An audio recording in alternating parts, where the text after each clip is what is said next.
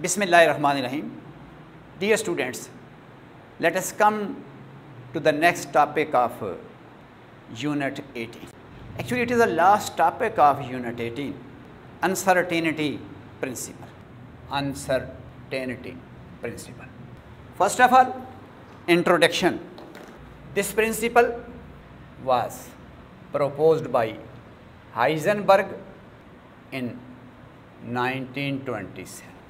It is the consequence of wave particle duality. बच्चों ये principal Heisenberg ने 1927 में प्रपोज किया और after knowing the dual nature of radiation and dual nature of matter इस important principal को propose किया. It means this principle is the consequence of wave particle duality. Now, what is the statement of this principle? State the position and the momentum of a microscopic particle such as an electron cannot both be measured simultaneously with perfect accuracy. This is the statement of this principle which was proposed by Heisenberg in 1927 after knowing the wave particle duality. Heisenberg कहता है कि किसी भी microscopic particle जैसा कि electron है उसकी position और मोमेंटम को हम simultaneously with perfect accuracy measure नहीं कर सकते. The position and momentum of microscopic particles such as an electron cannot both be measured simultaneously with perfect accuracy. This principle is known as Heisenberg uncertainty. अब बच्चों एक बात याद रखनी है, यहाँ पर जिस अनसर्टेनिटी का प्रिंसिपल में जिक्र किया गया है कि जब भी हम किसी माइक्रोस्कोपिक पार्टिकल की पोजीशन और मोमेंटम मेजर करेंगे तो दोनों साइमल्टेनियसली एक्यूरेट नहीं हो. अगर एक मेजरमेंट मोर एक्यूरेट है तो दूसरी लेस एक्यूरेट होगी. अगर ये मोर एक्यूरेट है ये लेस एक्यूरेट होगी. इसका मतलब अगर आप इसकी अनसर्टेनिटी को कम करते हैं इसकी अनसर्टेनिटी ज़्यादा हो जाएगी और अगर इसकी अनसर्टेनिटी को कम करते हैं इसकी अनसर्टेनिटी ज़्यादा हो जाएगी. तो यहाँ पर अनसर्टेनिटी का मतलब वो अनसर्टेनिटी नहीं है जिसका तल्लक मेजरिंग इंस्ट्रूमेंट के साथ होता है. जो अनसर्टेनिटी मेजरिंग इंस्ट्रूमेंट की होती है वो जब हम मैक्रोस्कोपिक ऑब्जेक्ट की मेजरमेंट्स करते हैं वहाँ पर हम अनसर्टेनिटी जो कंसिडर करते हैं that is associated to the instrument.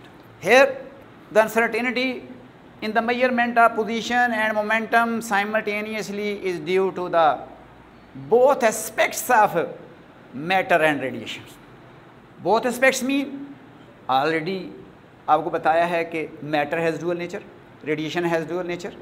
Due to this dual nature of matter and radiation which we called wave particle duality हम दोनों मेजरमेंट को with perfect accuracy eight the same time major नहीं कर सकते. दूसरी बात ये अनसर्टेनिटी जिसका तल्लक वेव पार्टिकल डुअलिटी के साथ है मैक्रोस्कोपिक ऑब्जेक्ट के लिए नेग्लिजिबल होती है. हम जब भी एक मैक्रोस्कोपिक ऑब्जेक्ट को देखते हैं, बड़े ऑब्जेक्ट को देखते हैं, जब लाइट उसके ऊपर स्ट्राइक होती है तब हमें नज़र आता है.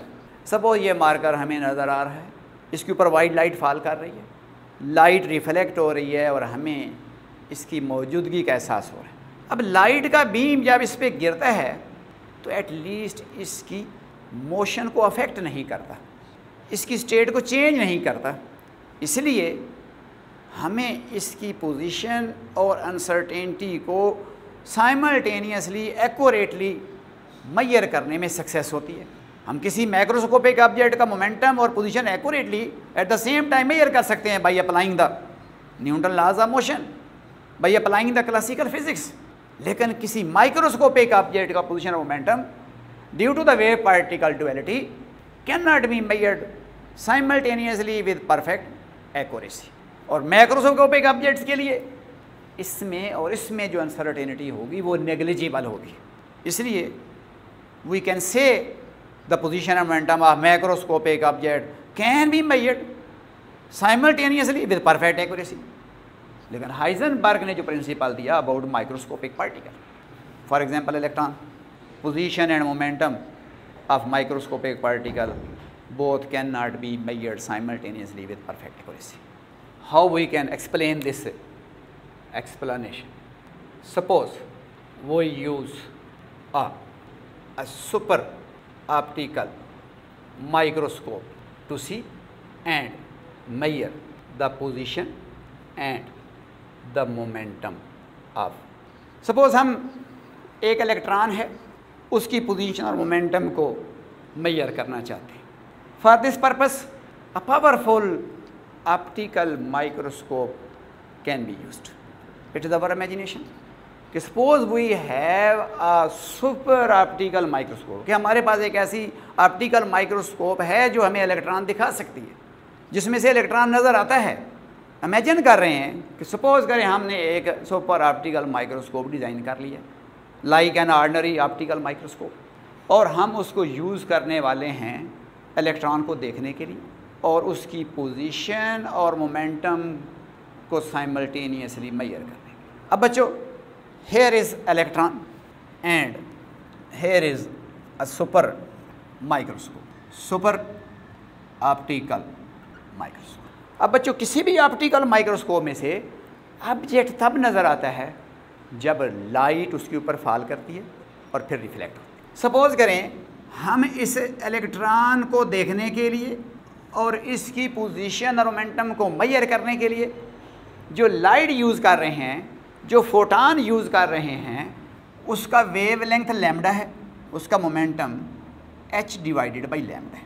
This is the wavelength, this is the momentum.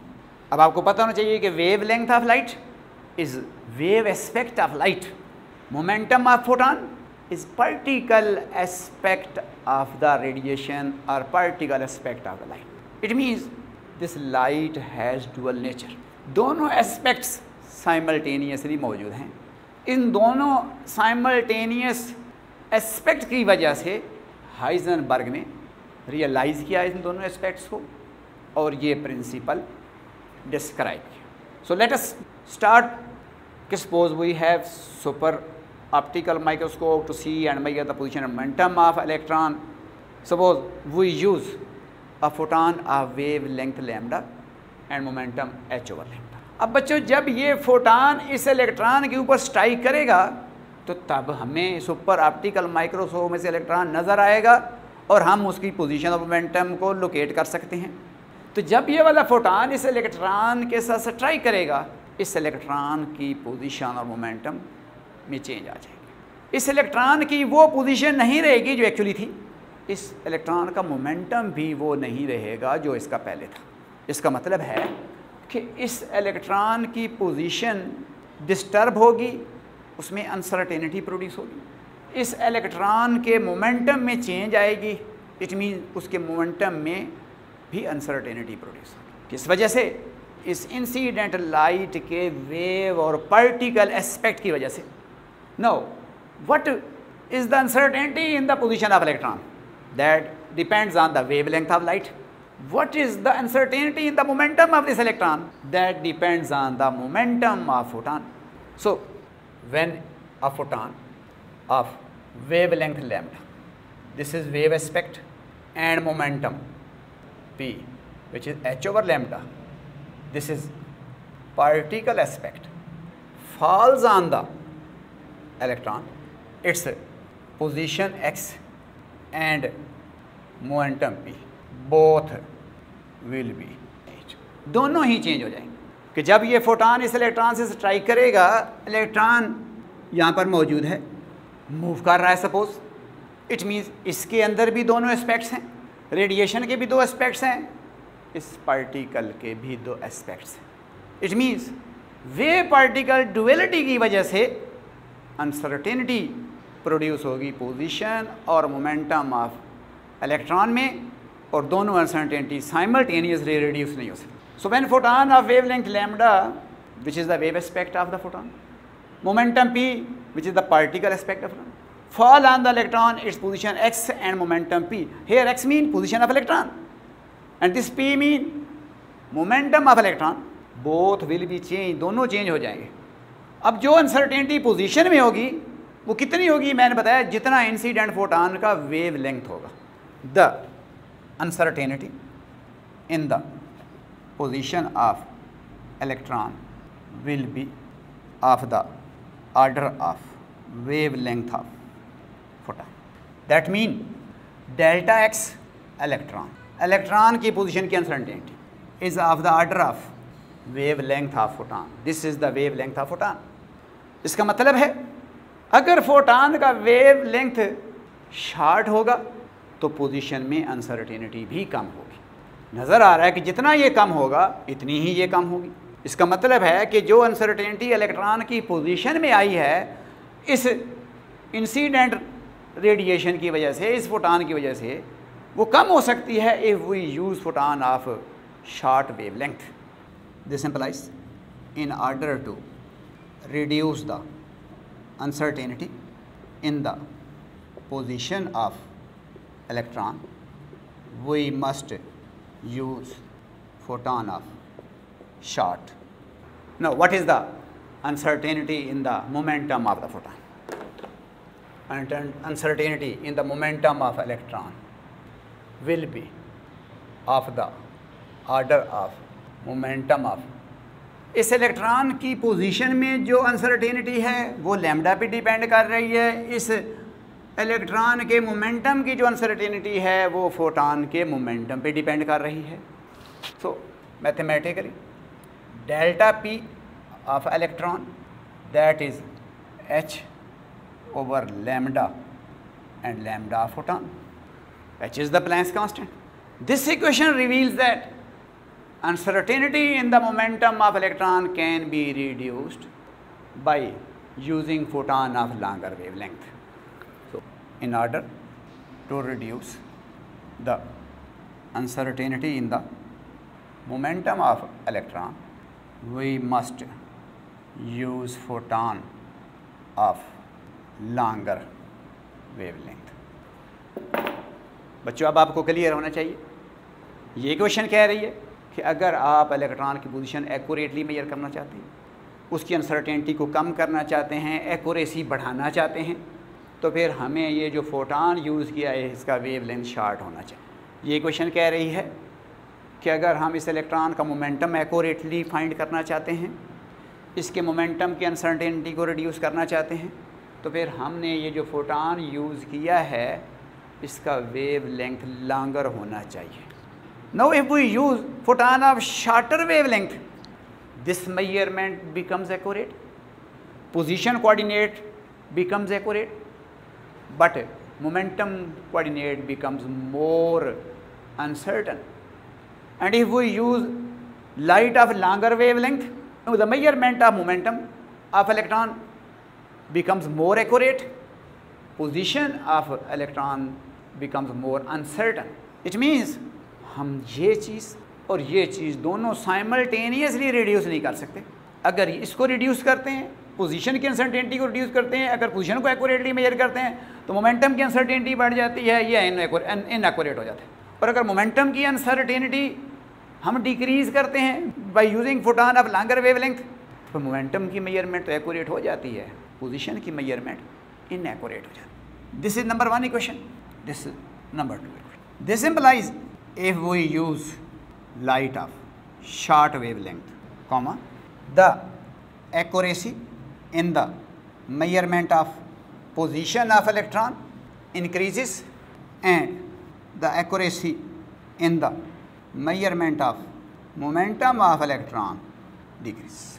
कि अगर हम लाइट यूज़ करते हैं शॉर्टर वेवलेंथ की तो पोजीशन की मेजरमेंट की एक्यूरेसी बढ़ जाती है, ये अनसर्टेनिटी कम हो जाती है. डेल्टा एक्स की वैल्यू लेस हो जाएगी, एक्स की वैल्यू मोर एक्यूरेट हो जाएगी. And if we use light of longer wavelength, conversely the accuracy in the measurement of position of electron decreases and accuracy in the measurement of momentum of electron increases if we use the light of longer wave, if we put here longer. Now, this accuracy that is decreases, and the accuracy in the momentum, hence thus according to statement, the position and momentum of microscopic particle cannot be measured simultaneously with perfect accuracy.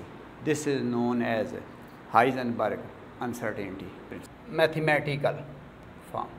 Multiplying equation 1 and 2, we get delta P electron, delta X electron is equal to approximately equal to H divided by lambda photon multiply lambda photon. So delta P electron, delta X electron, that approximately equal to Planck's constant. This is the mathematical form of the Heisenberg uncertainty principle, which can be stated as the product of uncertainty in the momentum of electron and position of electron is approximately equal to Planck's constant कि position की uncertainty और momentum की uncertainty का जो product है वो हमेशा constant रहता है और अप्रॉक्सीमेटली किसकी इक्वल है, प्लैंक्स कांस्टेंट के equal.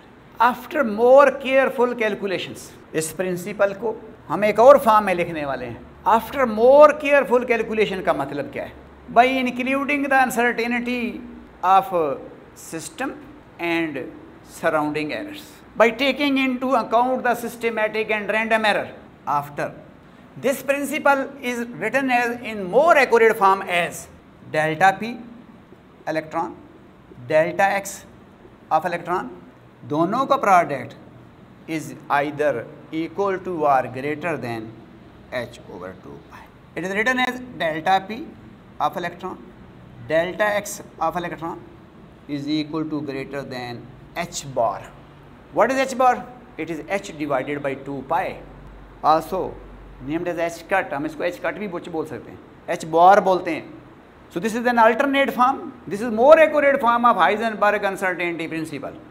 After considering the careful calculations and considering the systematic and random errors. Here this uncertainty is the uncertainty in the momentum of electron due to wave particle aspects. This is uncertainty in the position of electron due to wave particle duality. So these uncertainties are due to wave particle dualities. And if we consider systematic and random errors, if we consider uncertainties due to these two also in the measurements, then this equation can be written in more accurate form is product of uncertainty in momentum of electron and uncertainty in the position of electron is either equal to or greater than H divided by 2 pi. We can express the same principle in energy time format. So what is this form of the Heisenberg uncertainty principle? Energy time form. Suppose this is excited state of an atom and this is the ground state. जब एक atom या electron excited state से ground state में आता है तो energy emit करता है, which is equal to difference between the energies of two levels and this energy is written as delta E and the time during which this energy is emitted that is delta T. So once again delta E is the energy emitted during the de-excitation process and delta T is the time involved during this de-excitation. Heisenberg principle can also be written as the product of uncertainty in energy and uncertainty in time is approximately equal to Planck's constant. So delta E, delta T, this product is approximately equal to Planck's constant. Again, this uncertainty and this uncertainty is due to the wave particle duality. But if we consider the systematic and random error also, this principle may be written as in more accurate form as delta E, delta T is either equal to or greater than H bar. And what is H bar? It is Planck's constant divided by 2 pi. So this is the alternate form of Heisenberg uncertainty principle. Once again, इसको लिखने का क्या तरीका है? What is delta E? Energy released during de-excitation process. Delta T, that is the time during which the excitation take place. And principle says that uncertainty in the energy during de-excitation process and uncertainty in the time during de-excitation process, इन दोनों का जो product है वो भी approximately Planck's constant के equal होता है. This principle tells us that it is impossible to know everything about a particle. There will be uncertainty about exact momentum at a given position. There will be uncertainty about exact momentum at a given position. There will be uncertainty about exact energy at a given instant. कोई भी particle किसी भी instant पे किसी भी state पे है तो हम उसकी एग्जैक्ट एनर्जी मेजर नहीं कर सकते. मीन अगर टाइम एक्यूरेट है गिवन इंस्टेंट, मीन कि time is found to be correct, then there will be uncertainty in energy. If position is accurate, there will be uncertainty about exact momentum. So this principle tells us it is impossible to know everything about a particle, and this is due to the wave-particle duality. Once again, Heisenberg principle says the momentum and position of microscopic particles such as an electron both cannot be measured simultaneously with perfect accuracy. Mathematically, uncertainty in the momentum of electron into uncertainty in the position of electron is approximately equal to Planck's constant. After more careful calculation, including systematic and random error, we can say that product of uncertainty in momentum and uncertainty in position of electron is either equal to or greater than h divided by 2 pi. In terms of energy time form, the product of uncertainty energy emitted during de-excitation process and uncertainty in the time measured during de-excitation process is approximately equal to Planck's constant. And after more careful calculation including systematic and random error, we can say uncertainty in energy emitted during excitation process and the time of de-excitation, uncertainty in the time of de-excitation, that product is equal to or greater than h divided by 2 pi. What this principle tells us that it is impossible to know everything about a particle. हम किसी भी microscopic particle की तमाम चीज़ें accurately measure नहीं कर सकते. There will be uncertainty about exact momentum at given position. There will be uncertainty in exact energy at given instant. Position accurate, momentum accurate नहीं, time accurate, energy accurate नहीं. This is the Heisenberg uncertainty principle.